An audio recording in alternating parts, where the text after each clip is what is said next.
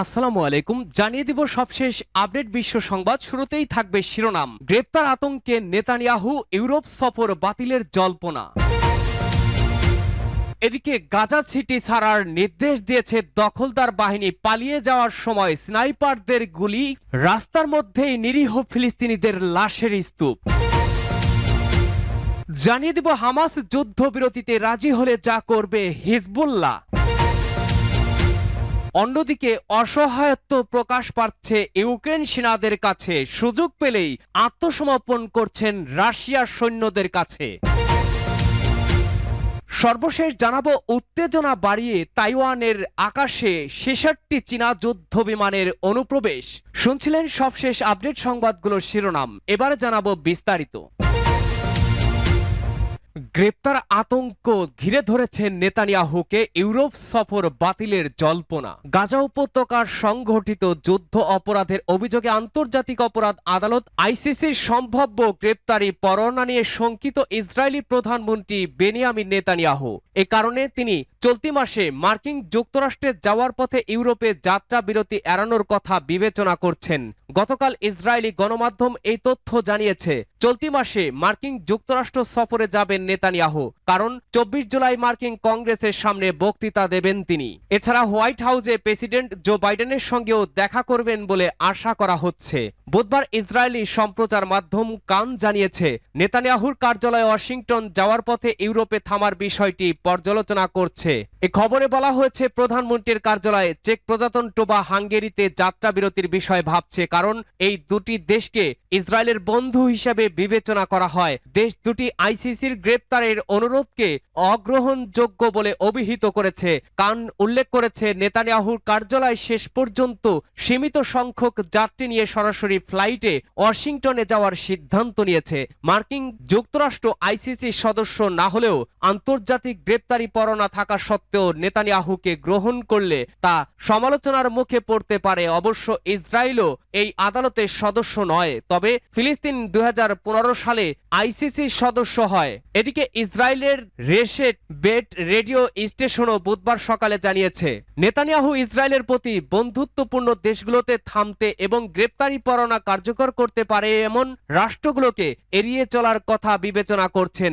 অবিলম্বে যুদ্ধবিরতির দাবিতে জাতিসংঘের নিরাপত্তা পরিষদের একটি প্রস্তাব লঙ্ঘন করে ইসরায়েল গাজায় হামলা অব্যাহত রেখেছে। গত বছরের ৭ই অক্টোবর অবরুদ্ধ এই উপত্যকায় সামরিক অভিযান শুরু করে ইসরায়েলি বাহিনী। ফিলিস্তিনিদের গুলি করছে ইসরায়েলি স্নাইপার। গাজার মধ্য অঞ্চলে অবস্থিত গাজা সিটি খালি করে দেওয়ার নির্দেশ দিয়েছে দখলদার ইসরায়েলি বাহিনী। সেখান থেকে পালাতে উদ্যত ফিলিস্তিনিদের দিকে ইসরায়েলি স্নাইপাররা গুলি ছুড়ছে বলে অভিযোগ উঠেছে। বৃহস্পতিবার আল জাজিরার লাইভ আপডেটে এই তথ্য জানানো হয়েছে। গাজা সিটির গোজাইরা মহল্লার ইয়ারমৌক স্টেডিয়ামের মধ্য দিয়ে পালিয়ে যাওয়ার পরিকল্পনা করছিলেন এক ফিলিস্তিনি নারী, কিন্তু তাকে জানানো হয় সেই সড়কে ইসরায়েলি স্নাইপারের গুলিতে নিহত ফিলিস্তিনিদের মরদেহের স্তূপ জমে আছে। তিনি বলেন, আমরা প্যারামেডিক ও দমকল বাহিনীর সদস্যদের কাছে সাহায্য চাই। তারা যেন অন্তত মরদেহগুলো সড়ক থেকে সরিয়ে নিয়ে যায়। এটা না করা হলে রাস্তায় কুকুর এসে মরদেহ থেকে মাংস খেতে শুরু করবে। তাদেরকে কবর দেওয়া প্রয়োজন। ওই এলাকার অপর এক ব্যক্তি জানান, প্যারামেডিকরা মরদেহের কাছে পৌঁছাতে পারছে না। বেশ কয়েকজন প্রত্যক্ষদর্শী জানিয়েছেন, তারা নিজেদের চোখে দেখেছেন এক ব্যক্তি হেঁটে যাওয়ার সময় মাথায় রাইফেলের গুলির আঘাত পেয়ে টলে পড়ে যান। পরবর্তীতে কোনো মতে তারা এই ব্যক্তির মরদেহ উদ্ধার করে নিয়ে আসেন। বুধবার জারি করা বিবৃতিতে ইসরায়েলি প্রতিরক্ষা বাহিনী আইডিএফ বলেছে, গাজায় অবস্থিত ফিলিস্তিন শরণার্থীদের জন্য জাতিসংঘের সংস্থার ইউএনআরডব্লিউ একটি সদর দপ্তরের অভ্যন্তরে কাজ করা হামাস ও প্যালেস্টাইন ইসলামিক জিহাদ পিআইজে যোদ্ধাদের বিরুদ্ধে রাতভর সন্ত্রাস বিরোধী অভিযান চালিয়েছে। তারা ওই অভিযানে কার্যালয়ে অভিযান চালানোর আগেও এলাকায় বেসামরিক নাগরিকদের সরিয়ে নেওয়ার কথা জানিয়েছে আইডিএফ। ফিলিস্তিন রেড ক্রিসেন্ট জানিয়েছে, তারা কিছু বাসিন্দাদের কাছ থেকে ফোন কল পেয়েছে। বোমা হামলা তীব্রতার কারণে তারা ঘরবাড়ি ছেড়ে যেতে পারেননি। সংস্থাটি বলছে, গাজা থেকে পাওয়া তথ্য দেখা যাচ্ছে সেখানকার বাসিন্দারা করুণ অবস্থার মধ্য দিয়ে জীবনযাপন করছেন। ইসরায়েলি দখলদার বাহিনী আবাসিক এলাকাগুলোতে আক্রমণ চালিয়ে যাচ্ছে এবং লোকজনকে তাদের বাড়িঘর ও আশ্রয় কেন্দ্র থেকে বাস্তুচ্যুত করছে। ফিলিস্তিনিদের সরে যাওয়ার নির্দেশ দেওয়া জাতিসংঘ গভীরভাবে উদ্বিগ্ন। জাতিসংঘ বলছে গাজা নগরী খালি করার ইসরায়েলি নির্দেশ ফিলিস্তিন পরিবারগুলোর ভোগান্তিকে আরো তীব্র করে তুলবে। তাদের মধ্যে এমন অনেকেই আছে যারা বহুবার বাস্তুচ্যুত হয়েছে। হামাস যুদ্ধবিরতিতে রাজি হলে যা করবে হিজবুল্লাহ। বন্দি বিনিময় চুক্তিতে হামাসের সিদ্ধান্ত মেনে নেবে বলে জানিয়েছেন হিজবুল্লাহ প্রধান হাসান নাসরুল্লাহ। তিনি বলেছেন, বন্দি বিনিময় চুক্তিতে হামাসের যে কোনো সিদ্ধান্ত মেনে নেবে হিজবুল্লাহ।